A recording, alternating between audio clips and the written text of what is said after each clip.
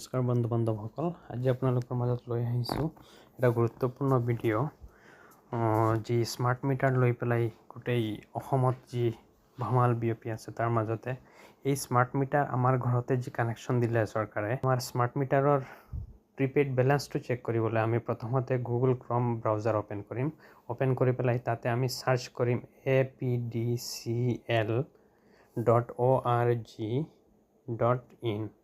তাতে ক্লিক কৰাৰ লগে লগে এনেকৈ এটা নতুন পেজ অ'পেন হৈ আহিব, Assam power distribution corporation limited. তাতে ক্লিক কৰাৰ লগে লগে এনেকৈ এটা নতুন পেজ অ'পেন আহিব। তাতে ছেফটি এণ্ড ছিকিউৰিটিৰ কাৰণে এটা নটিফিকেশ্যন আহে। এই নটিফিকেশ্যনটো আমি ক্ল'জ কৰি দিম।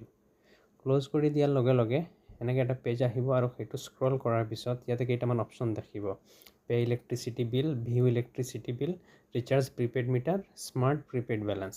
গতিকে আমি আমাৰ এক্সিষ্টিং কনজিউমাৰ আইডিৰ এগেইনষ্টত কিবা বেলেঞ্চ আছে নেকি, সেই কিমান বেলেঞ্চ আছে, নিগেটিভ নেকি, সেইটো চেক কৰিবলৈ এই বেলেঞ্চ চেকত ক্লিক কৰিম। কৰাৰ লগে লগে এনেকৈ এটা পেজ অ'পেন আহিব। তাতে কনজিউমাৰ আইডিটো আমি ক্লিক কৰিম।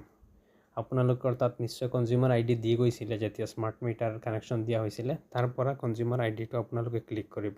মই মোৰ কনজিউমাৰ আইডিটো ইয়াতে ক্লিক কৰি আছোঁ, 121501164 মাৰি পেলাই ইয়াতে এটা ইকুৱেশ্যন দিয়া আছে। ইকুৱেশ্যনটোৰ আনচাৰটো ইয়াতে বহুৱাব, 5 + 4 = 9 মাৰি পেলাই ইয়াতে গ্ৰীণ যিটো বুটাম আছে সেই বুটামত ক্লিক কৰিব। ক্লিক কৰাৰ লগে লগে এটা নতুন পেজ অ'পেন হৈ আহিব আৰু সেই পেজটোত আপোনালোকৰ কমপ্লিট ডাটাখিনি আহিব। ডাটাখিনি হিডেন থাকে ছেফটি এণ্ড ছিকিউৰিটিৰ কাৰণে। আৰু আপোনাৰ এই কানেকশ্যনত কিমানখিনি বেলেঞ্চ আছে, যদি নিগেটিভত আছে নিগেটিভ এমাউণ্টটো ৰঙা বৰণৰ দেখুৱাব, আৰু যদি পজিটিভ আছে তেনেহ'লে ইয়াতে গ্ৰীণ সেউজীয়া বৰণৰ এমাউণ্টটো ফিগাৰটো দেখুৱাব।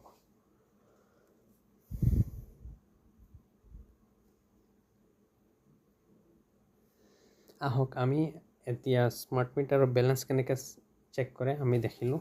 এতিয়া আহক আমি আমাৰ এই বেলেঞ্চটোক কেনেকৈ ৰিচাৰ্জ কৰে সেই বিষয়ে জানিম। সেই বিষয়ে জানিবলৈ আমি আকৌ প্ৰথমে কনজিউমাৰ আইডি দি পেলাই ইকুৱেশ্যনটোৰ আনচাৰটো বহুৱাই আমি গ্ৰীণ বুটামত ক্লিক কৰি পেলাই লগ ইন কৰিম। লগ ইন কৰাৰ লগে লগে আমাৰ কানেকশ্যন কনজিউমাৰ আইডিৰ এগেইনষ্টত যিখিনি ডাটা আছিলে সেই ডাটাখিনি ছেফটি এণ্ড ছিকিউৰিটিৰ কাৰণে হিডেন হৈ পেলাই অ'পেন হৈ আহিব আৰু এটা নতুন পে'মেণ্টৰ পেজ অ'পেন হৈ আহে। তাতে কেইটামান কলাম আছে।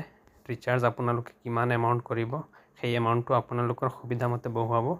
মই ইয়াতে 500ৰ ৰিচাৰ্জ কৰিম, গতিকে মই 500 এমাউণ্ট বহুৱাম।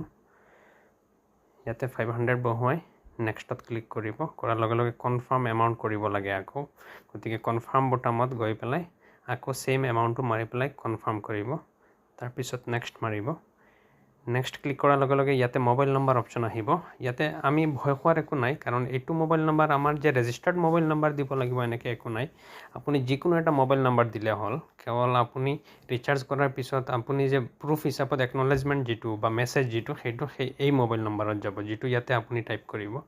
আৰু মেইল আইডিৰ অপশ্যন আছে। মেইল আইডিটো দিলে ভাল হয়, কাৰণ এই মেইল আইডিত আপোনালোকৰ PDF আকাৰত এটা ফাইল যায়, চেণ্ড কৰে, একনলেজমেণ্ট ৰিচিপ্টখন চেণ্ড কৰি পেলাই সেইটো আমাৰ ফাৰ্ডাৰ ইয়াৰ কাৰণে থাকে। গতিকে এইখিনি ফিল আপ কৰি পে' নাওত ক্লিক কৰাৰ লগে লগে এনেকৈ নতুন পেজ এটা অ'পেন হৈ আহিব। পে'মেণ্ট গেটৱে, যিটো বেংকৰ পে'মেণ্ট গেটৱে, তাতে কেইটামান অপশ্যন থাকে। আপোনালোকে কেনেকৈ পে'মেণ্টটো কৰিব, যদি নেট বেংকিং আছে আপোনালোকৰ, তাতে নেট বেংকিঙত গৈ পেলাই বেংক ছিলেক্ট কৰি পেলাই পে'মেণ্ট কৰিব পাৰে। যদি আপোনালোকে ডেবিট কাৰ্ড দি পে'মেণ্ট কৰিব, এয়া চাওক নেট বেংকিং যদি ক্লিক কৰিছোঁ মই, ক্লিক কৰাৰ পিছত ইয়াতে আপুনি কোনটো বেংকত নেট বেংকিং আছে সেই বেংকটো আপোনাৰ সুবিধামতে ইয়াতে ক্লিক কৰি মেক পে'মেণ্ট ফৰ ৰুপিজ, সেইটোত ক্লিক কৰাৰ লগে লগে পে'মেণ্ট হৈ যাব। এতিয়া ডেবিট কাৰ্ড দি যদি পে'মেণ্ট কৰে আপুনি, তেনেহ'লে ইয়াতে ডেবিট কাৰ্ড বা ক্ৰেডিট কাৰ্ড দিও আপুনি পাৰিব। ইয়াতে কাৰ্ডৰ নাম্বাৰ ক্লিক কৰিব, এক্সপাইৰী ডেটটো বহুৱাব, আৰু কাৰ্ডত এটা 3টা ডিজিট নাম্বাৰ থাকে CBB লিখি পেলাই, সেই নাম্বাৰটো বহুৱাই কাৰ্ড হোল্ডাৰ নেম, আপোনাৰ নামত কাৰ্ড আছে নে কাৰ নামত আছে, কাৰ্ড হোল্ডাৰ নেমটো বহুৱাব। যিহেতু এইটো গভৰ্ণমেণ্ট এটা ছাইট হয়, ইয়াতে ছেফটি এণ্ড ছিকিউৰিটি 100% আছে, গতিকে আপোনালোকে ইয়াতে ভয় খোৱাৰ একো নাই। আপোনালোকে কাৰ্ডৰ নাম্বাৰ দিব পাৰে, দি পেলাই পে'মেণ্ট প্ৰচেছ কৰিব পাৰে। আৰু এটা অপশ্যন আছে স্কেনাৰ দি পেলাইও পে'মেণ্ট কৰিব পাৰে। ভীম UPI অপশ্যন আনি পেলাই ইয়াতে স্কেনাৰ আহিব তাতে আপুনি আপোনাৰ ফোনপে'ৰ পৰা এই স্কেনাৰটো স্কেন কৰি পেলাই স্কেনাৰ দি পেলাই QR কোডটো স্কেন কৰি পেলাই পে'মেণ্ট দিব পাৰিব আপোনাৰ যদি ৱালেট আছে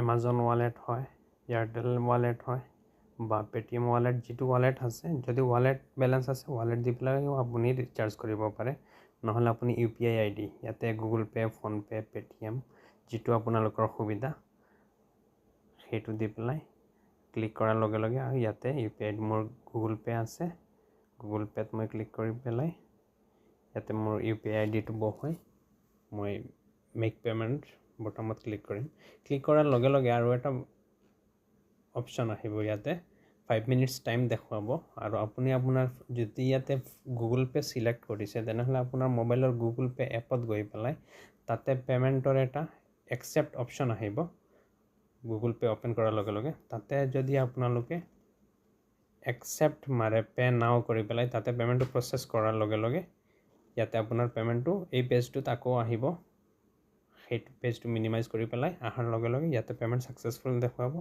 আৰু যিটো মোবাইল নম্বৰ আপুনি ইয়াতে টাইপ কৰিছিলে তাতে মেছেজ যাব যে আপোনাৰ ৰিচাৰ্জ হেজ বিন ছাকচেছফুল বা যদি মেইল ID দিছে তাতে আপোনাৰ এই পে'মেণ্টৰ একনলেজমেণ্ট ৰিচিপ্টটো আপোনাৰ তাতে যাব গতিকে এইখিনি আছিলে আজিৰ ভিডিঅ'ত যদি ভিডিঅ'টো চাই পেলাই ভাল লাগিছে লাইক কৰিব কমেণ্ট কৰিবলৈ নাপাহৰিব আৰু চেনেলটো ছাবস্ক্ৰাইব কৰিব